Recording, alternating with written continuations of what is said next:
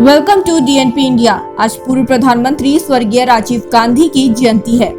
20 अगस्त 1944 को जन्मे राजीव गांधी राजनीति में नहीं आना चाहते थे, लेकिन हालात ऐसे बने कि वो राजनीति में आए और देश के सबसे युवा पीएम के रूप में उनका नाम दर्ज हो गया। प्रधानमंत्री रहते हुए राजीव गांधी ने 21वीं सदी के आधुनिक भारत के निर्माण की नींव रखी थी, जिसका फायदा आज भी देश के लोग उठा रहे हैं।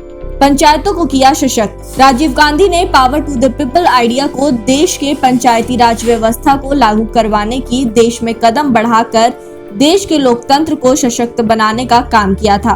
1989 में एक प्रस्ताव पास कराकर पंचायती राज को संवैधानिक दर्जा दिलाने की दिशा में कोशिश की थी। राजीव गांधी का मानना था कि जब तक पंचायती राज व्यवस्था सबल नहीं होगी, तब तक निचले स्तर तक लोकतंत्र नहीं पहुंच सकता। उन्होंने अपने कार्यकाल में पंचायती राज व्यवस्था का पूरा प्रस्ताव तैयार कराया। राजीव गांधी की सोच को तब साकार किया गया जब 1992 में 73वें और 74वें संविधान संशोधन के जरिए पंचायती राज व्यवस्था का उदय हुआ। राजीव गांधी की सरकार की ओर से तैयार 64वें संविधान संशोधन विधेयक के आधार पर नरसिम्हा राव सरकार ने 73वां संविधान संशोधक विधेयक पारित कराया। 24 अप्रैल 1993 से पूरे देश में पंचायती राज व्यवस्था लागू हुई, जिससे सभी राज्यों को पंचायतों के चुनाव कराने को मजबूर होना पड़ा। पंचायती राज व्यवस्था का मकसद सत्ता का विकेंद्रीकरण रहा। वोट देने की उम्र सीमा घटाई। पहले देश में वोट देने की उम्र सीमा 21 वर्ष थी, लेकिन राजीव गांधी की नजर में यह उम्र सीमा गलत थी। उन्होंने 18 वर्ष की उम्र के युवाओं को मताधिकार देकर उन्हें देश के प्रति और जिम्मेदार तथा सशक्त बनाने की पहल की।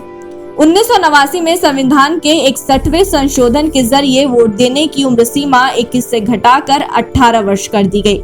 इस प्रकार 18 वर्ष के करोड़ों युवा भी अपना सांसद, विधायक से लेकर अन्य निकायों के जनप्रतिनिधियों को चुन सकते थे। ग्रामीण बच्चों के लिए नवोदय विद्यालय। ग्रामीण बच्चों को मुफ्त आधुनिक शिक्षा देने के मकसद से प्रसिद्ध नवोदय विद्यालयों के शुभारंभ का श्रेय भी राजीव गांधी को जाता है। मौजूदा समय देश में खुले 551 नवोदय विद्यालयों में 1.80 लाख से अधिक छात्र पढ़ाई कर रहे हैं। गांवों के बच्चों को भी उत्कृष्ट शिक्षा मिले, इस सोच के साथ राजीव गांधी ने जवाहर नवोदय विद्यालयों की नींव डाली थी। वे आवासीय विद्यालय होते हैं। प्रवेश परीक्षा में सफल मेधावी बच्चों को इन स्कूलों में प्रवेश मिलता है। बच्चों को 6 से 12वीं तक की मुफ्त शिक्षा और हॉस्टल में रहने की सुविधा मिलती है। राजीव गांधी ने शिक्षा क्षेत्र में भी क्रांतिकारी उपाय किए। उनकी सरकार ने 1986 में राष्ट्रीय शिक्षा नीति की घोषणा की। इसके तहत पूरे देश में उच्च शिक्षा व्यवस्था का आधुनिकीकरण और विस्तार हुआ। सप्ताह में 5 दिन काम। राजीव गांधी प्रधानमंत्री रहते हुए सरकारी कर्मचारियों के लिए 1989 में 5 दिन काम का प्रावधान भी लागू किया। इसके पीछे उनका मकसद लोगों को आराम देकर सरकारी छुट्टियां कम करने का था। राजीव गांधी ने दफ्तर बंद होने का समय 5 बजे के बजाय शाम 6 बजे कराया, ताकि ज्यादा से ज्यादा काम हो सके, और इसके बदले उन्होंने कर्मचारियों को सप्ताह में 2 दिन शनिवार और रविवार का अवकाश किया। राजीव गांधी ने यह अवधारणा पश्चिम देशों से लिया था, जिसका फायदा आज भी सरकारी कर्मचारी उठा रहे हैं। आधुनिक शिक्षा नीति। राजीव गांधी ने प्रधानमंत्री बनने के बाद देश की व्यवस्था में काफी बदलाव लाने का काम किया था।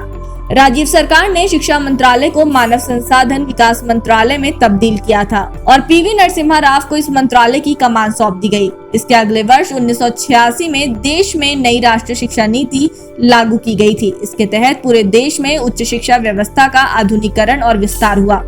देश को तरक्की और गति देने में कई अहम लोगों ने अपनी बराबर की भागीदारी दी है। अभी तक की जानकारी यहीं तक। डीएनपी इंडिया पर देखते रहिए नई वीडियोस और ताज़ा खबरें सटीक जानकारी के साथ। चैनल से जुड़े रहने के लिए सब्सक्राइब करें और हमारे फेसबुक पेज को भी लाइक करें। नमस्कार।